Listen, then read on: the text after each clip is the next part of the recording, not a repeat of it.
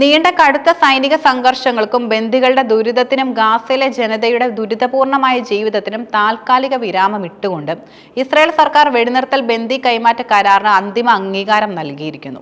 October 7 കൂട്ടക്കൊലയുടെ 2ാം വാർഷികം കഴിഞ്ഞ ദിവസങ്ങൾക്കകം പ്രധാനമന്ത്രി ബെഞ്ചമിൻ നെതന്യാഹുവിന്റെ ഓഫീസ് പ്രഖ്യാപിച്ച ഈ തീരുമാനം പശ്ചിമേഷ്യൻ രാഷ്ട്രീയത്തിൽ ഒരു പുതിയ അധ്യായം തുറക്കുന്നതിനുള്ള ആദ്യ ചുവടുവയ്പായി കണക്കാക്കപ്പെടുന്നു.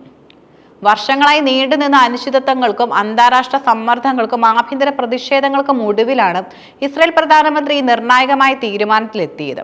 ജീവിക്കുന്നവരും അല്ലാത്തവരുമായ എല്ലാ ബന്ദികളെയും മോചിപ്പിക്കുന്നതിനുള്ള ചട്ടക്കൂടിന് സർക്കാർ അംഗീകാരം നൽകിയെന്ന നെതന്യാഹുവിന്റെ ഓഫീസിന്റെ പ്രസ്താവന തങ്ങളുടെ പൗരന്മാരുടെ സുരക്ഷ ഉറപ്പാക്കുന്നതിൽ സർക്കാർ പ്രതിജ്ഞാബദ്ധമാണെന്ന് ലോകത്തിന് മുന്നിൽ സ്ഥാപിക്കാനുള്ള ശ്രമമായിരുന്നു.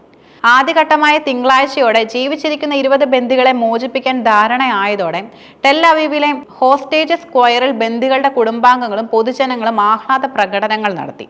ഈ സമാധാന കരാറിന്റെ രൂപീകരണത്തിൽ അമേരിക്കൻ പ്രസിഡന്റ് ഡൊണാൾഡ് ട്രംപിന്റെ മധ്യസ്ഥത നിർണായക പങ്കുവഹിച്ചു. ട്രംപിന്റെ വിദേശ നയത്തിന്റെ വിജയമായി ഇതിനെ കണക്കാക്കുന്നു. ഇസ്രയേലിനും ഹമാസിനും ഇടയിൽ ഒരു മധ്യസ്ഥസ്ഥാനം വഹിച്ചുകൊണ്ട് ദീർഘകാല സമാധാനത്തിലേക്കുള്ള പാത തുറക്കാൻ ട്രംപ് ഭരണകൂടം സജീവമായി ഇടപെട്ടു. വെടിനിർത്തൽ പ്രാബല്യത്തിൽ വരുന്നതനുസരിച്ച് ഇസ്രായേൽ സൈന്യം നിശ്ചിത അതിർത്തി രേഖയിലൂടെ ഗാസ മുനമ്പിൽ നിന്ന് പിൻവാങ്ങും. ഇത് ഗാസയിലെ ജനജീവിതം സാധാരണ നിലയിലാക്കാൻ താൽക്കാലികമായി സഹായിക്കും. ആദ്യഘട്ടത്തിന് ശേഷം ശേഷിക്കുന്ന ബന്ദികളെ കൈമാറ്റം ചെയ്യുന്നതിനുള്ള വിശദമായ ചട്ടക്കൂടിന് മന്ത്രിസഭ അംഗീകാരം നൽകിയിട്ടുണ്ട്.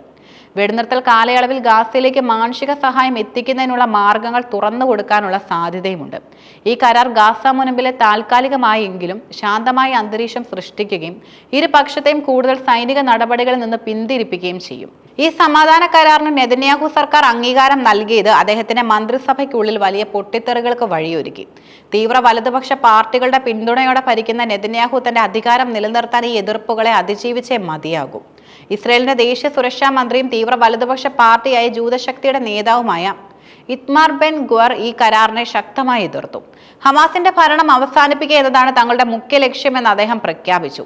ഹമാസിന്റെ ഭരണം ഇല്ലാതാക്കുന്നില്ലെങ്കിൽ നെതന്യാഹു സർക്കാരിനെ താഴെയിടുമെന്ന് അദ്ദേഹം പരസ്യമായി ഭീഷണി മുഴക്കി.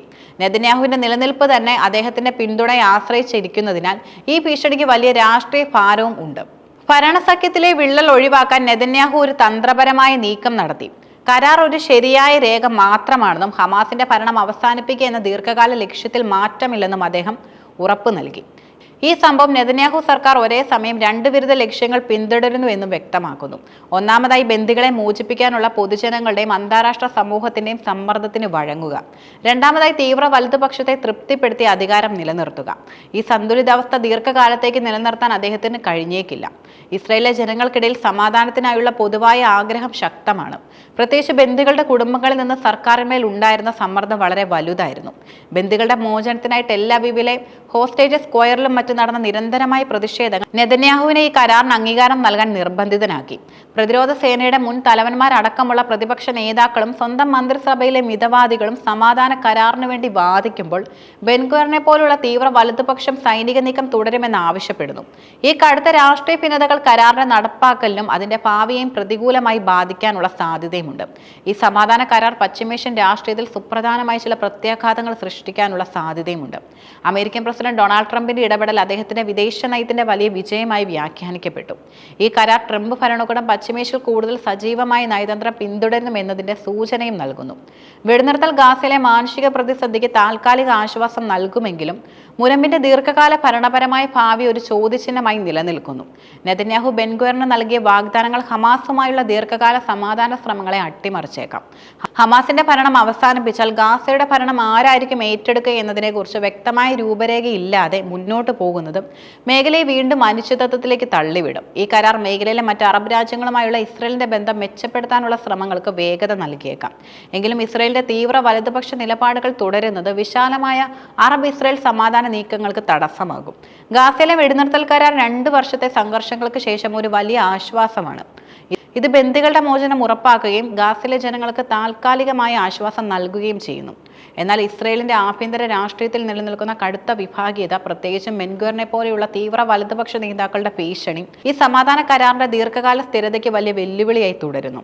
നെതന്യാഹു തന്റെ അധികാരം നിലനിർത്താൻ വേണ്ടി ഈ കരാറിനെ ഒരു താൽക്കാലിക ശരിയായ രേഖ മാത്രമായി കാണുമ്പോൾ സമാധാനത്തിനായുള്ള പൊതുജനങ്ങളുടെയും അന്താരാഷ്ട്ര സമൂഹത്തിന്റെയും ആവശ്യം ശക്തമായി തുടരുന്നു. അടുത്ത ദിവസങ്ങളിൽ ബന്ദികളുടെ കൈമാറ്റവും സൈനിക പിന്മാറ്റവും എങ്ങനെ നടപ്പാക്കപ്പെടുന്നുവെന്നത് ഈ ദുർബലമായ സമാധാന നീക്കത്തിന്റെ ഭാവിയെ നിർണ്ണയിക്കുന്നതിൽ നിർണായകമാകും. യഥാർത്ഥത്തിൽ ഈ കരാർ സംഘർഷങ്ങളുടെ അവസാനമല്ല, മറിച്ച് ഇസ്രയേലിന്റെ ഭരണസഖ്യത്തിന്റെ നിലനിൽപ്പിനും സമാധാനത്തിനായുള്ള ശ്രമങ്ങളുടെ ഒരു താൽക്കാലിക ഒത്തുതീർപ്പും മാത്രമാണ്.